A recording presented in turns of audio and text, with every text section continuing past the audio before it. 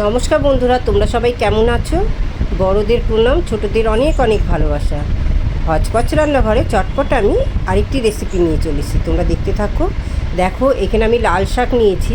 এই লাল শাকটা আজকে কিন্তু শাক ভাজা দেখাবো না। লাল শাকে এই ডাঁটাগুলো যে আছে সেই ডাঁটাগুলো আমি কেটে বাদ দিয়ে দিলাম, আর এই শাকটা ভাজা করব। কিন্তু এই বাদ দিয়ে দেওয়া যে এই যে ডাঁটাগুলো দেখছো সরু সরু, এইগুলো কিন্তু আমি ডাঁটা চচ্চড়ি বানাবো। আর এই ডাঁটা চচ্চড়িটা কুমড়ো আলু দিয়ে বানাবো, অসাধারণ খেতে হয়। বন্ধুরা, তোমরা হয়তো কেউ জানো, হয়তো জানো না। যারা জানো না তাদের জন্যই এই ভিডিওটি। তা দেখো, এবার আমি বেছে নিলাম। এবার আমি ছোট ছোট করে টুকরো করে কেটে নেব, খুব বেশি লম্বা রাখবো না। দেখো, এইভাবে আমি কেটে নিচ্ছি। আর এগুলো কিন্তু খুব কচি ডাঁটাগুলো, যার জন্য এই ডাঁটাগুলো আর আমাকে বেছে ফেলতে হবে না। যা ফেলার ফেলে দিয়েছি। এগুলোকে আমি এরকম করে পিস পিস করে কেটে নিচ্ছি। গোড়ার দিকটা ফেলে দেবো, আর যদি খুব মোটা গোড়া হয় তখন তোমরা ওইগুলোকে ভালো করে চেঁচে দিয়ে দিতে পারো। আর টুকরো টুকরো করে এরকম করে কুমড়ো আর আলু সরু সরু করে কেটে নিয়েছি। আর এই যে কাঁচা লঙ্কাটা দেখতে পাচ্ছ, এটা আমি ফোড়নে দেব, তার জন্য আমি কেটে নিলাম, একটু চিড়ে নিলাম 3টে কাঁচা লঙ্কা। আর সর্ষের তেল দিয়ে এটা বানালে খুব ভালো লাগে খেতে। দেখো, আমি পরিমাণ মতন তেল আর কালো জিরে আর কাঁচা লঙ্কা ফোড়নে দিয়ে এইবারে আমি পেঁয়াজগুলোকে দিয়ে একটু নেড়ে চেড়ে একটু ভেজে নেব। বেশি ভাজবো না, কালারটা একটু চেঞ্জ হলেই হবে।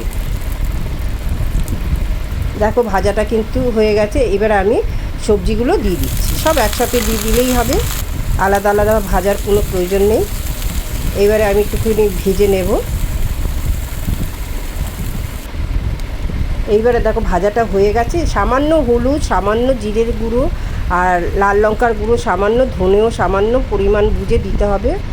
আর এখানে আমি অল্প জল দিলাম, দিয়ে একটু কষিয়ে নিচ্ছি। আর দেখো, স্বাদ মতো নুনটাও দিয়ে দিলাম।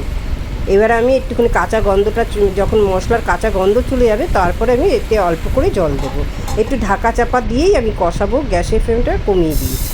আর এখানে দেখো, 1 চামচ লাল সর্ষে, 1 চামচ সাদা সর্ষে নিয়ে নিয়েছি, আর কালো সর্ষে আর সাদা সর্ষে নিয়েছি। সামান্য নুন দিয়ে এটাকে আমি শুকনো অবস্থায় একটু গুঁড়িয়ে নিলাম।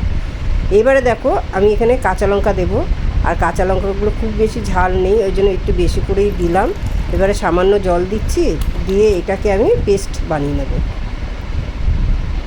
আর গ্যাসের ফ্লেমটা কমিয়ে কিন্তু এটাকে আমি ঢাকা চাপা দিয়ে একটু কষিয়ে নিয়েছি। আলু ফালু অনেক, আলু ডাঁটা সমস্তই সেদ্ধ হয়ে গেছে, কুমড়ো। এবার আমি সর্ষে বাটাটা দিয়ে দিলাম। সর্ষে বাটাটা দিয়ে এবার আমি চিনি দিয়ে দিলাম। এবার একটু নেড়ে চেড়ে নিয়ে একটু কষিয়ে নিলাম। সামান্য কষিয়ে আমি একটু জল দেবো। জল খুব বেশি এতে লাগবে না, কেন এতে কিন্তু মশলার সাথে কষাতে কষাতে সবজিগুলোও কিন্তু অনেকটাই সেদ্ধ হয়ে গেছে।